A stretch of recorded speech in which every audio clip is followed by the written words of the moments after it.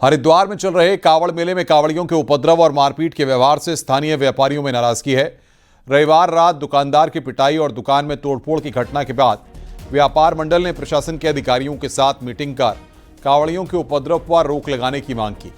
व्यापारियों का कहना है कि अपर रोड पर ही तोड़फोड़ की घटना से व्यापारियों में डर का माहौल है। उन्होंने चेतावनी भी दी कि अगर मेले में आगे भी इस तरह की घटना होती है तो व्यापारी बाजार बंद करने को मजबूर होंगे।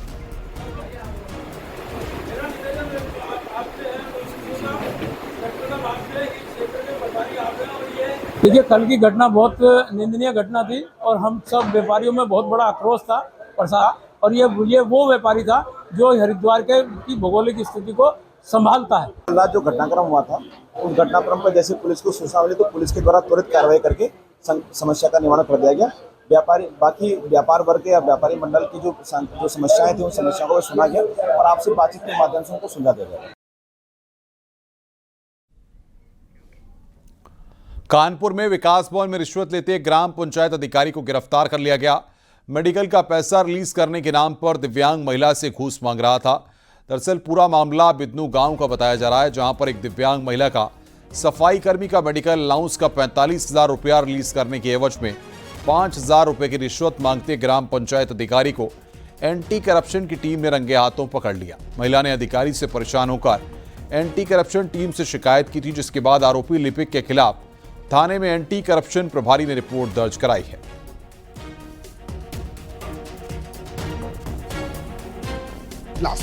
सरकार का अभियान लगातार जारी है। यही वजह है कि भ्रष्टाचारियों के खिलाफ लगातार कार्रवाई हो रही है। अगर बात की जाए एंटी करप्शन विभाग की तो पिछले 1 महीने में 7 ऐसी कार्रवाई हुई हैं जिसने यहां विभाग के भ्रष्ट कर्मचारियों में हड़कंप मचा दिया। अगर हाल की बात की जाए तो विकास भवन में एक दिव्यांग महिला से काम करने के एवज में 10,000 की घूस मांगी गई, जिसके बाद उसे कैंटीन बुलाया गया और एंटी करप्शन की टीम ने उसे दर्द पहुंचाया। इस वक्त न्यूज़ 18 टीम एंटी करप्शन की उसी टीम ऑफिस में जहां उस बाबू को पकड़ा और उसके बाद से रंगे हाथ उसको पड़ा। उसके से 5,000 रुपए मिले, जिसके बाद टीम उसे नवाबगंज पुलिस से ले गई और उसके बाद अब यहाँ से उसे लखनऊ ले जाया जा रहा है।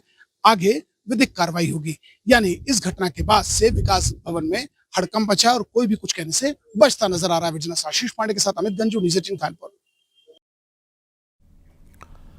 नोएडा के सलारपुर गांव में अवैध निर्माण को लेकर एक्शन हुआ है। कंपनी और बिल्डिंग के ओनर को नोटिस जारी किया गया है।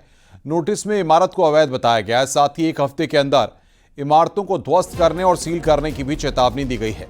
नोएडा अथॉरिटी के बोर्ड लगाने के बाद भी अवैध निर्माण धड़ल्ले से जारी है।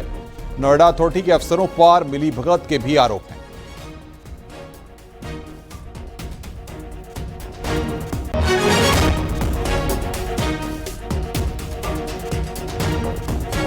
अथॉरिटी अवैध इमारतों के खिलाफ अभियान छेड़ रखा है। आपको बता दें 39 डेवलपर जिनकी कंपनी के नाम और खसरा संख्या खाता धारकों के नाम सार्वजनिक किए हैं और उनको नोटिस भेजा है। इस वक्त हम सलारपुर गांव में ही हैं जहां कार्रवाई की गई है, लेकिन हास्यास्पद आपको दिखाते हैं। ये बोर्ड है चेतावनी बोर्ड और यहाँ पे आप स्पष्ट रूप से पढ़ सकते हैं, लिखा हुआ है कि सर्वसाधारण को सूचित किया जाता है। ये भूमि नोएडा अथॉरिटी की अधिसूचित क्षेत्र में आती है, यानी नोटिफाइड एरिया है और यहाँ पे किसी भी तरीके का क्रय विक्रय यानी खरीद फरोख्त नहीं की जा सकती है और साथ ही विधिक विरुद्ध ऐसा स्थिति पाए जाने पर दोषियों के विरुद्ध नियमानुसार कार्रवाई की जाएगी। ये चेतावनी बोर्ड लगा है, लेकिन इसके ठीक पीछे की तस्वीर आपको दिखाते हैं।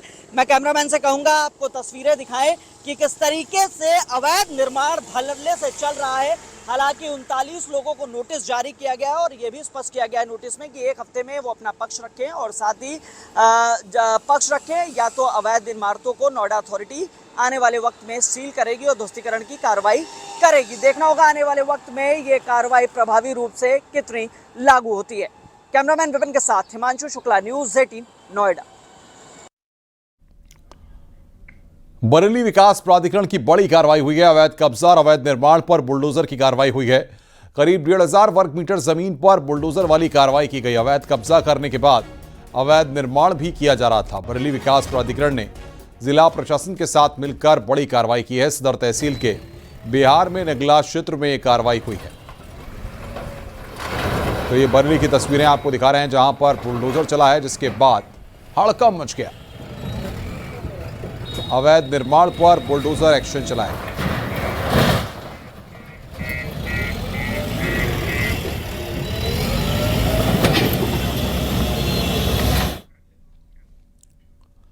खबर मुजफ्फरनगर से है। कावड़ मार्ग पर पहचान अभियान चलाकर सुर्खियों में आने वाले स्वामी यशवीर जी महाराज ने कावड़ियों पर पुष्प वर्षा की। इस दौरान स्वामी यशवीर जी महाराज ने सपा सांसद राजीव राय को मूर्ख बताया। दरअसल सपा सांसद राजीव राय द्वारा कावड़ियों को बेरोजगार बताने पर यूपी की राजनीति में विवाद छिड़ा हुआ है।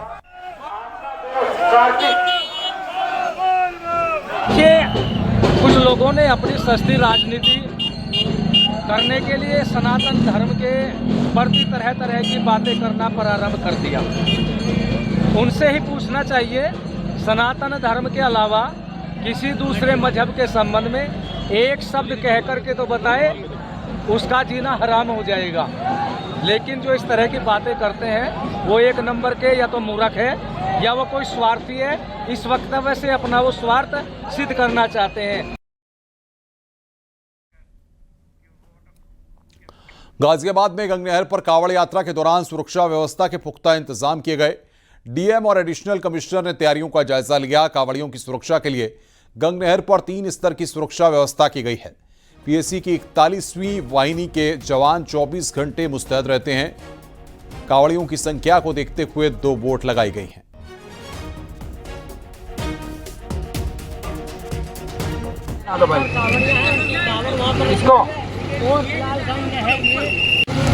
और लगातार ऑपरेशन इस वक्त मैं मौजूद हूँ मुरादनगर की गंग नहर पर, जिसे छोटा हरिद्वार भी कहते हैं। गाजियाबाद के जिला अधिकारी और एडिशनल कमिश्नर ने कल मुरादनगर की गंग नहर पर निरीक्षण किया।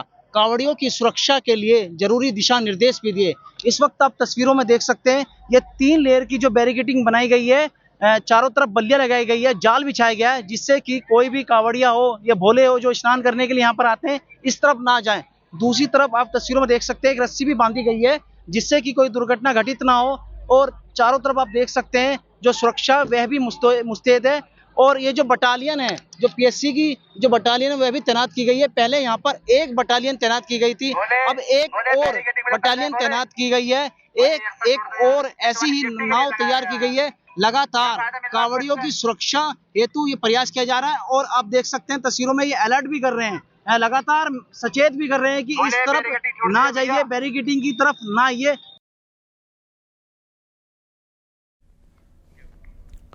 खबर गाजियाबाद से है। 101 लीटर गंगा जल की कावड़ लेकर जा रहे कावड़ियों ने अपनी कावड़ पर एक संदेश लिखा है। कावड़िया का मकसद शिव भक्ति के साथ गौ माता को राष्ट्रमाता का दर्जा दिलाने का संदेश देना है। कावड़िया का कहना है कि हर मंदिर में गौशाला होनी चाहिए।